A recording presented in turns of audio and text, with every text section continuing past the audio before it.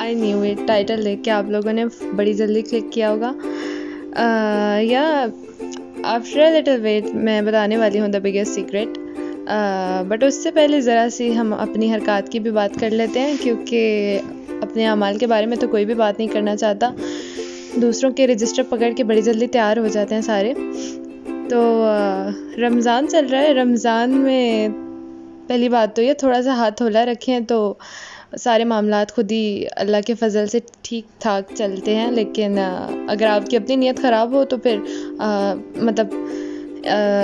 अमल का दारोमदार तो नीयत पर है। तो ये आप पर डिपेंड करता है आप कैसे लेकर चलते हैं अपनी नीयत को। फिर जो कुछ आपके आगे होता है वो आपके ही करतूत होते हैं एक तरह से, क्योंकि रोज़ों में अक्सर हमारी रूटीन ऐसी हो जाती है कि इफ्तारी के टाइम पे, बचपन में तो बहुत ऐसे होता था क्योंकि सारा दिन हम लोग बाहर खेल कूद करते थे, जिसकी वजह से गला खुश्क हो जाता था। तो रोज़ा खुलते साथ ही ये पानी का ड्रम पूरा अंदर। फिर रोज़े के बाद ऐसे लगता है जैसे पेट के साथ किसी ने ढोल बांध दिया है। और फिर हम उसके बाद इतने पक्के नमाजी बन जाते हैं कि मतलब सजदे से भी नहीं उठा जाता।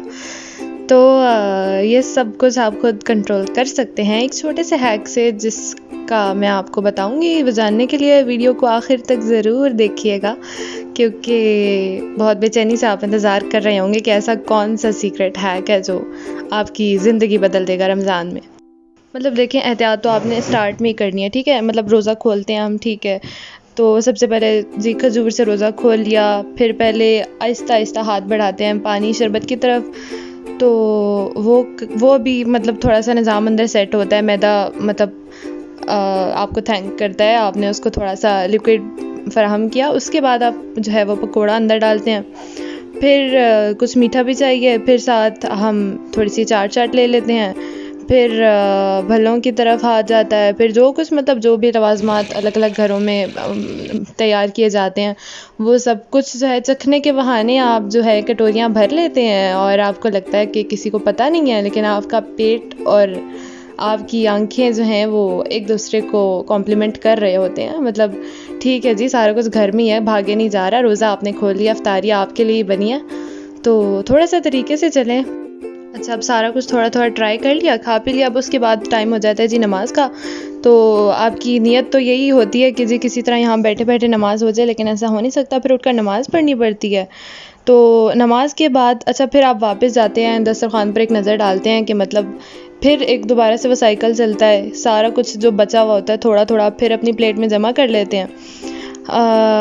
वो फिर जो है रिदम हल्का हल्का चल रहा होता है। जितनी देर आपका जो आपने अंदर स्टोरेज आपने की होती है, वो नमाज़ पढ़ते और ज़रा सा बर्तन समेटते करते जो है वो थोड़ी सी डाइजेस्ट होती है। फिर आपकी एक और प्लेट भी तैयार होती है जो आपके लिए। तो उसके बाद वो एक साइकिल चलता है और फिर सब ओके हो गया, ठीक है जी। और फ़हद का शो भी आ गया और मज़े से अब आपकी प्लेट भी तैयार है। फिर किस चीज़ की कमी है? फिर आती है चाय जो है आप सारे दिन आपको तलब हो रही होती है, ठीक है, अलग अलग खुशबुएँ आ रही होती हैं। चाय के बगैर तो दिन नहीं गुजरता आपका।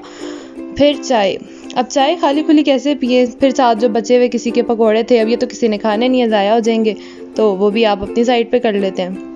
सब कुछ हो गया, ठीक है जी, खा पी लिया।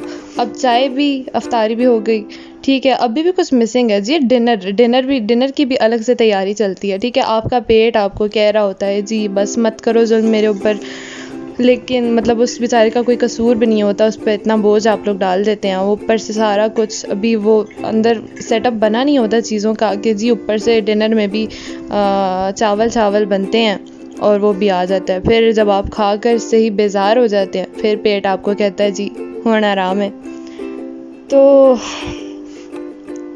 ये सारा कुछ ज़ाती आपका अपना ही किया कराया होता है। तो जनाब पेट आपका अपना है, ठीक है, आपके साथ ही है, कहीं चला नहीं जाएगा छोड़ के।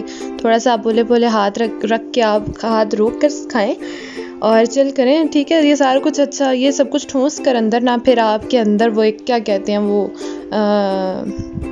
ज़रा सुस्ती सी चढ़ती है ना जब, तो फिर आपका दिल करता है जनाब आराम करें। और वो आराम उस वक्त आपके लिए इतना शदीद होता है कि मतलब ऐसा लग रहा होता है कि बस अब आखिरी आराम गाह पे पहुँच कर ये आराम पूरा होगा। तो ये सब कुछ बड़ी आसानी से मेंटेन किया जा सकता है सिर्फ एक छोटे से हैक से। वो हैक मैंने आपको यही बताना था कि भाई थोड़ी सी अपनी रूटीन को मैनेज कर लें, थोड़ा सा हाथ रोक लें, आराम से थोड़ा इजी होकर खाएं, थोड़ी बहुत चीज़ें खाएं, तो ये सब सेट हो जाता है। क्योंकि एक तो सारा दिन डिहाइड्रेशन रहती है, दूसरा फिर पेट आपका बिल्कुल खाली होता है, फिर आप एकदम से ही जब उस पर भरमार कर देते हैं तो वो जो है वो हैंडल नहीं कर पाता, जिसकी वजह से मैदा जब डिस्टर्ब होता है तो ऑटोमेटिकली आपका पूरा बॉडी के सारे फंक्शंस डिस्टर्ब हो जाते हैं। तो अपना ख्याल रखें, पानी जो है अच्छा इंटेक उसका लें, लेकिन अफ्तार से सहर तक जो है आप उसको पोर्शंस में थोड़ा थोड़ा पानी पीते रहे। ये नहीं कि एक ही दफ़ा पूरा ड्रम अंदर डाल लें और फिर जो है ढोल साथ साथ लेकर घूमें, थोड़ा थोड़ा पिएँ। साथ ज़्यादा ऑयली चीज़ों पर हाथ ना रखें, बाकी चाट खाएं थोड़ा बहुत। आई पर्सनली डू दिस, मतलब अफ्तार के टाइम पे सारा कुछ तैयार करते हुए इतना हो जाता है कि फिर बंदा टेक स्मॉल मील्स, फिर नमाज वगैरह के दौरान बर्तन समेटने में इतना वो डाइजेस्ट हो जाता है कि you can easily have something. I don't take a meal after the iftar, like I don't do dinner, but then it makes it easy to do सहरी as well। तो बस यही छोटा सा हैक, मतलब ये एक छोटी सी टिप थी कि जी अपनी नीयत थोड़ी सी ना अच्छी सी रखें, कि मतलब हेल्दी खाएं। और थोड़ी सी वॉक का अगर टाइम, आई नो मुश्किल हो जाता है, बंदा सारे दिन से बिल्कुल एम्प्टी होता है, एनर्जी नहीं होती, लेकिन थोड़ा सा टाइम निकाल के अफ्तार के बाद थोड़ी सी वॉक करें, पानी अच्छा पिएँ और अच्छी मील लें, और वक्फे से खाएँ। ठीक है, खाने से कोई नहीं रोक रहा, आपका अपना पेट, आपका अपना खाना। तो या चल करें, Ramzan almost it's halfway there, and I wish आप सबका रमज़ान अच्छा गुज़रे।